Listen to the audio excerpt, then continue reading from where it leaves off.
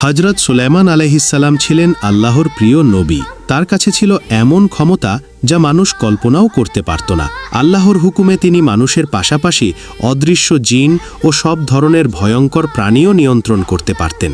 একবার দরবারে একটি ভয়ঙ্কর জিন বাহিনী হাজির হল। তাদের চোখে আগুন, শ্বাসে কুয়াশা, দেখতে এতটাই ভয়ঙ্কর যে মানুষ ও ফেরেশতারাও তাকিয়ে দেখছিলেন। তারা পাথরের মতো শক্ত ছিল, কোনো প্রাকৃতিক শক্তি তাদের থামাতে পারত না। হজরত সুলাইমান আলাইহিসসালাম শান্তভাবে শূন্যে হাত নাড়লেন। তারপর সঙ্গে সঙ্গেই আল্লাহর হুকুমে সব কিছু ভয়ে কেঁপে উঠল। তাদের চোখের আগুন নিভে গেল, শ্বাস থেমে গেল। কেউ আর সামনে আসার বা লড়াই করার সাহস পেল না। তিনি এক নিমিষেই সব জগতের অদৃশ্য শক্তির ওপর নিয়ন্ত্রণ স্থাপন করলেন, যা মানুষ দেখলে বিশ্বাস করতে পারত না।